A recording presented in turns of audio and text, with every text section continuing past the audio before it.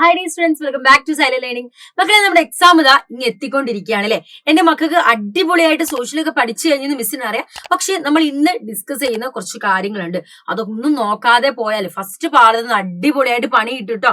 ആ പണി കിട്ടാണ്ട് അടിപൊളിയായിട്ട് പരീക്ഷ എഴുതണമെങ്കിൽ നമ്മൾ ഇന്ന് പറയുന്ന കാര്യങ്ങളൊക്കെ കൃത്യമായിട്ട് എന്റെ മക്കൾ വാച്ച് ചെയ്യും, അടിപൊളിയായിട്ട് പഠിക്കും ചെയ്യും കേട്ടോ. അപ്പൊ ഇന്ന് മിസ് ഡിസ്കസ് ചെയ്യുന്നത് നമ്മുടെ ഫസ്റ്റ് ചാപ്റ്റർ ആയ medieval India the centre of power, അതായത് മധ്യകാല ഇന്ത്യ അധികാര കേന്ദ്രങ്ങളിലെ പ്രധാനപ്പെട്ട ഭാഗങ്ങളാണ് നമ്മൾ ഇന്ന് നോക്കാൻ പോകുന്നത്. ഇത് മക്കൾ അറിഞ്ഞു വെച്ചിട്ടുണ്ടെങ്കിൽ പരീക്ഷയ്ക്ക് എന്താ വളരെ എളുപ്പമായിട്ട് എന്റെ മക്കൾക്ക് എഴുതാൻ സാധിക്കും കേട്ടോ. അപ്പൊ ഇവിടെ നോക്കിക്കേ, നമുക്കറിയാം നമ്മുടെ എന്തായിരുന്നു യമുന നദി ഉത്ഭവിക്കുന്നത് എവിടെ നിന്നാണ് നമുക്കറിയാം. എവിടെ നിന്നായിരുന്നു? ഉത്തരാഖണ്ഡിലെ യമുനോത്രിയിലായിരുന്നു അല്ലെ നമ്മുടെ യമുന നദി ഉത്ഭവിക്കുന്നത്. എന്തിനാണ് നമ്മൾ ഈ ഒരു പാഠത്തിൽ യമുന നദിയെ കുറിച്ച് പറയുന്നത്? നമുക്കറിയാം നമ്മുടെ ഡൽഹി ഇന്ന് കാണുന്ന ഒരു ലെവലിൽ എത്താൻ വേണ്ടി, അല്ലെങ്കിൽ ഡൽഹി എന്തായിരുന്നു അടിപൊളിയാക്കാനും അത് വളരെ നല്ല രീതിയിൽ എന്താ വളർന്നു വരാൻ സഹായിച്ചിട്ടുണ്ടായിരുന്ന ഒന്ന് തന്നെയായിരുന്നു യമുന നദി അല്ലെ. യമുന നദി ഇല്ലെങ്കിൽ ഈ ഡൽഹിയിൽ എന്താണ് കാർഷിക മേഖലയും കച്ചവടവും കാര്യങ്ങളൊന്നും എന്തായിരുന്നു ഫ്ലറിഷ് ആവില്ല. അത്രത്തോളം ഇമ്പോർട്ടൻസ് ഉള്ള ഒന്ന് തന്നെയായിരുന്നു യമുന നദി. ഡൽഹിയുടെ വളർച്ചയിൽ ഒരു പ്രധാന പങ്ക് വഹിച്ച ഒരാളാണ് കേട്ടോ നമ്മുടെ യമുന നദി എന്ന് പറയുന്നത്. അതേപോലെ മക്കളെ നോക്കിക്കേ, which period is generally known as A medieval period. അതായത് മക്കളെ മധ്യകാല ഇന്ത്യ മിഡീവൽ പീരീഡ് എന്റെ മക്കളെ കേട്ടിട്ടുണ്ടായിരുന്നു അല്ലെ. അത് ഏത് നൂറ്റാണ്ടിനും ഇടയിലുള്ള കാലഘട്ടമാണ് നോക്കിക്കേ. 8th സെഞ്ചുറിയിലും അതേപോലെ തന്നെ 18th സെഞ്ചുറിയിലും ഇടയിലുള്ള കാലഘട്ടത്തിലെയാണ് നമ്മൾ പൊതുവെ എന്താണ് മധ്യകാലഘട്ടം അഥവാ എന്താണ് മിഡീവൽ ഇന്ത്യ എന്ന് പറയുന്ന മധ്യകാല ഇന്ത്യ എന്ന് നമ്മൾ പറയുന്നത് കേട്ടോ. അതെന്റെ മക്കൾ മറന്നു പോകരുത്. അതേപോലെ തന്നെ നമ്മൾ ഡൽഹി സ്ഥിതി ചെയ്യുന്നത് എവിടെയാണ്?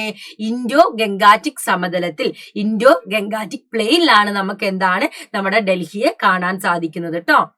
അടുത്തത് നോക്കിക്കേ എന്റെ മക്കള്, ഡൽഹി എന്ന് പറയുന്നത് നമ്മുടെ എന്താ കേന്ദ്രഭരണ പ്രദേശമല്ലേ. അപ്പൊ ഒരുപാട് അറ്റാക്സും കാര്യങ്ങളൊക്കെ എന്താ ഡൽഹിയിൽ എപ്പോഴും ഉണ്ടായിരിക്കും. അപ്പൊ ഈ അറ്റാക്ക് എന്നൊക്കെ ഡൽഹിയെ നാച്ചുറലി പ്രൊട്ടക്ട് ചെയ്ത് വെക്കാൻ വേണ്ടിയിട്ട് ഒരാള് കൂടെ ഉണ്ടായിരുന്നു. ആരായിരുന്നു? നമ്മുടെ ആരവല്ലി പർവ്വതനിരകൾ എപ്പോഴും നമ്മളെ ഡൽഹിയെ സംരക്ഷിച്ചുകൊണ്ട് നാച്ചുറലി എന്താണ് പ്രൊട്ടക്ട് ചെയ്തുകൊണ്ട് ഡൽഹിയോടൊപ്പം നിന്നിരുന്നു കേട്ടോ. അതേപോലെ തന്നെ നമുക്ക് ഡൽഹിയിൽ എന്തായിരുന്നു ജലഗതാഗതമായാലും ട്രാൻസ്പോർട്ടേഷൻ ആയാലും എല്ലാം എന്തായിരുന്നു നല്ല രീതിയിൽ നടന്നത്.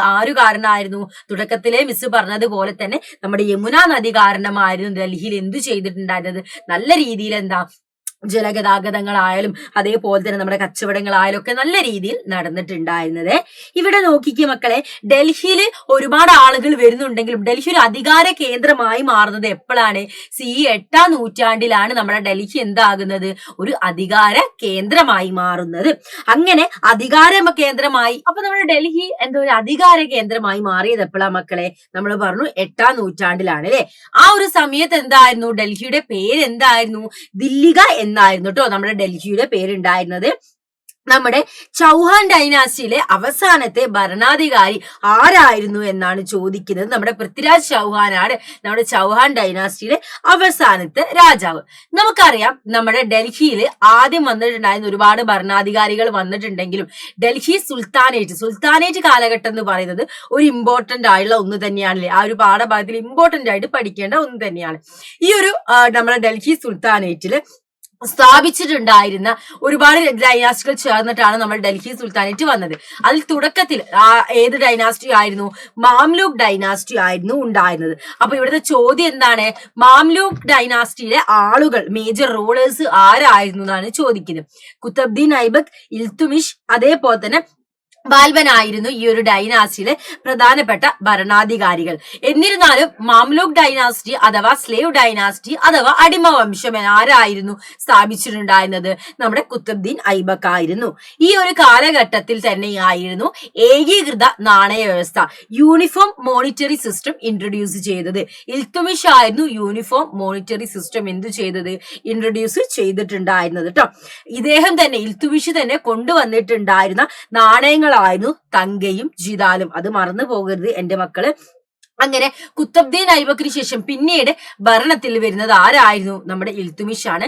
അദ്ദേഹമായിരുന്നു യൂണിഫോം മോണിറ്ററി സിസ്റ്റവും അതേപോലെ തന്നെ തങ്ക ജിതാൽ എന്ന് പറയുന്ന നാണയങ്ങൾ കൊണ്ടുവന്നിട്ടുണ്ടായിരുന്നത് കേട്ടോ.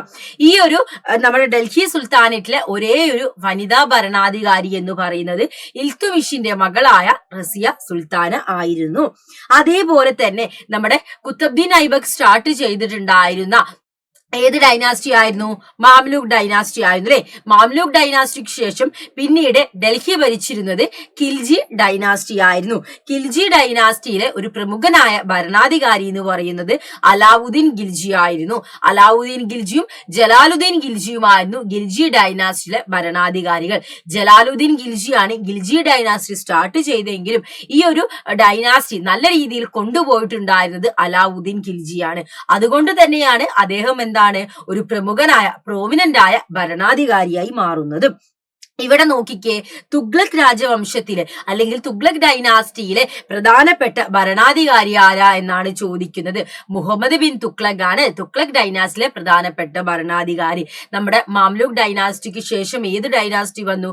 ഖിൽജി ഡൈനാസ്റ്റി വന്നു. അതിനുശേഷമാണ് ഏതാണ് നമ്മുടെ തുഗ്ലക് ഡൈനാസ്റ്റി വരുന്നത്. ഇവിടെ നോക്കിക്കേ, തലസ്ഥാനം ഡൽഹിയിലായിരുന്നു അല്ലെ. നമ്മുടെ അന്ന് എന്തായിരുന്നു നമ്മുടെ തലസ്ഥാന നഗരം എന്ന് പറയുന്നത്? ഡൽഹി ആയിരുന്നു. ആ ഡൽഹി ദേവഗിരിയിലേക്ക് മാറ്റി അതിനൊരു പുതിയൊരു പേര് തീരുമാനിക്കുന്നത് ആരാണ്? മുഹമ്മദ് ബിൻ തുഗ്ലക് ആണ്. എന്ത് പേരാണ് തീരുമാനിക്കുന്നത്? ദൗലതാബാദ് എന്നൊരു പറയുന്ന ഒരു പേരിടുകയും മുഹമ്മദ് ബിൻ തുഗ്ലക് ചെയ്തിട്ടുണ്ടായിരുന്നു കേട്ടോ. അതേപോലെ തന്നെ നമ്മുടെ തുടക്കത്തിൽ നമ്മൾ പറഞ്ഞിട്ടുണ്ടായിരുന്ന ഇൽത്തുമിഷൻ, മാമുലുക് ഡൈനാസ്റ്റിയിലെ ഇൽത്തുമിഷന് ശേഷം പിന്നീട് ഭരണത്തിൽ വരുന്നത് ആരായിരുന്നു? ബാൽബൻ ആയിരുന്നു എന്നാണ് പറയുന്നത്. നമ്മൾ ഓൾറെഡി പറഞ്ഞു, ഡൽഹി സുൽത്താനറ്റിലെ ഏക വനിതാ ഭരണാധികാരി എന്ന് പറയുന്നത് ആരാണ്? ഇൽത്തുമിഷിന്റെ മകളായ റസിയ സുൽത്താനയായിരുന്നു. അതേപോലെ തന്നെ സുൽത്താനേറ്റ് ഭരണം അത്രയും കാലത്തോളം ഡൽഹിയിൽ സുൽത്താനേറ്റ് ഭരണമായിരുന്നു. അത് അവസാനിപ്പിച്ചിട്ട് മുഗൾ ഭരണം ആരംഭിക്കുന്നത് ആരായിരുന്നു? നമ്മുടെ ബാബർ ആയിരുന്നു കേട്ടോ മുഗൾ ഭരണം ആരംഭിക്കുന്നത്. ഇവിടെ നോക്കിക്കേ, അക്ബർ നാമ എഴുതിയിട്ടുണ്ടായിരുന്ന വ്യക്തി ആരായിരുന്നു? അബ്ദുൽ ഫസൽ എന്ന് പറയുന്ന സഞ്ചാരി ആയിരുന്നു അക്ബർ നാമ എഴുതിയിട്ടുണ്ടായിരുന്നത് കേട്ടോ. ഇനി നമ്മൾ എവിടേക്ക് വരികയാണ്? ചോള ഡൈനാസ്റ്റിയിലേക്ക് വരുന്ന സമയത്ത് ചോള രാജവംശത്തിലെ പ്രോമിനന്റ് ആയ ഭരണാധികാരികൾ, പ്രമുഖനായ ഭരണാധികാരികൾ ആരൊക്കെയായിരുന്നു?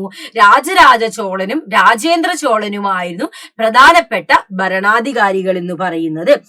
അതിനുശേഷം വിജയനഗര സാമ്രാജ്യത്തെ കുറിച്ച് നമ്മൾ പഠിക്കുന്നുണ്ട്. വിജയനഗര സാമ്രാജ്യം 14ാം നൂറ്റാണ്ടിൽ സ്റ്റാർട്ട് ചെയ്തിരുന്ന വിജയനഗര സാമ്രാജ്യം ഹരിഹരനും ബുക്കയും ചേർന്നിട്ടായിരുന്നു ഭരിച്ചിരുന്നത്. അതുവരായിരുന്നു ഈ ഒരു സാമ്രാജ്യം സ്റ്റാർട്ട് ചെയ്തിട്ടുണ്ടായിരുന്നത് കേട്ടോ. അതിലെ പ്രോമിനന്റ് ആയ ഭരണാധികാരി എന്ന് പറയുന്നത് ആരായിരുന്നു? കൃഷ്ണദേവരായ ആയിരുന്നു. അതിനുശേഷം ബാമിനി കിങ്ഡം വരുന്നു. അത് സ്ഥാപിച്ചിട്ടുണ്ടായിരുന്നത് ആരായിരുന്നു? അലാവുദ്ദീൻ ഹസൻ ബാമൻഷി ആയിരുന്നു അത് സ്റ്റാർട്ട് ചെയ്തിട്ടുണ്ടായിരുന്നത്. പിന്നീട് മറാത്തകളെ കുറിച്ച് പഠിക്കുന്ന സമയത്ത് മറാത്ത രാജ്യത്തിലെ പ്രധാന ഭരണാധികാരി ആരായിരുന്നു? ശിവജി ആയിരുന്നു പ്രധാന ഭരണാധികാരി. അദ്ദേഹത്തിന്റെ പേരെന്തായിരുന്നു? സ്ഥാനപ്പേര് ഛത്രപതി എന്നായിരുന്നു. അപ്പൊ നമ്മുടെ മറാത്ത രാജ്യത്തിന്റെ തലസ്ഥാനം എവിടെയായിരുന്നു എന്നാണ് പറയുന്നത്? പൂനെ ആയിരുന്നു തലസ്ഥാനം കേട്ടോ. അപ്പൊ ഇത്തരം കാര്യങ്ങളാണ് മക്കൾക്ക് ഒരു മാർക്കിനൊക്കെ ഈ ഒരു പാഠഭാഗത്ത് നിന്ന് ചോദിക്കുന്നത്. അപ്പൊ ഈ ഒരു കാര്യങ്ങൾ മക്കൾ പഠിച്ചു വെക്കണം. ഒരു മാർക്കിന് പറഞ്ഞിട്ട് ഒഴിവാക്കരുത്. ഈ ഒരു മാർക്ക് നമുക്ക് കണക്ട് ചെയ്തിട്ട് 2, 3 മാർക്കൊക്കെ വരുന്നത് മക്കൾക്ക് ഓൾറെഡി അറിയാം. പ്രവർത്തനങ്ങളായിട്ടാണ് 8 പ്രവർത്തനങ്ങൾ തന്നിട്ട് 6 പ്രവർത്തനങ്ങളൊക്കെ എഴുതാനായിരിക്കും ചോദിക്കുക. 6, 7 പ്രവർത്തനങ്ങൾ എഴുതാനാണ് ചോദിക്കുക. അപ്പം അതിന്റെ അകത്ത് തന്നെ ഉപചോദ്യങ്ങൾ, സബ് ക്വസ്റ്റ്യൻസ് ഉണ്ടായിരിക്കും. A, B എന്നൊക്കെ പറഞ്ഞിട്ട് അതൊക്കെ എന്റെ പിള്ളേർ എഴുതണം. അപ്പൊ ഈ ഒരു മാർക്കിന്റെ ക്വസ്റ്റ്യൻസ് ഒക്കെ എന്റെ മക്കൾക്ക് അവിടെ വരും കേട്ടോ. അതുകൊണ്ട് ഒഴിവാക്കി പോകേണ്ട ഒരു കാര്യമില്ല. ഇമ്പോർട്ടന്റ് ആയിട്ട് മക്കൾക്ക് ഫസ്റ്റ് ചാപ്റ്ററിൽ നിന്ന് പഠിക്കേണ്ട ക്വസ്റ്റ്യൻസ് ആണ് മിസ് ഇന്ന് ഇവിടെ ഡിസ്കസ് ചെയ്ത് കേട്ടോ. അപ്പൊ കാര്യങ്ങളൊക്കെ മനസ്സിലായില്ലേ? അപ്പൊ നമുക്ക് അടുത്ത വീഡിയോയിൽ അടുത്തൊരു കോണ്ടന്റ് ആയിട്ട് നമുക്ക് വീണ്ടും കണ്ടുമുട്ടാം. So that's all this video. Thanks for watching us.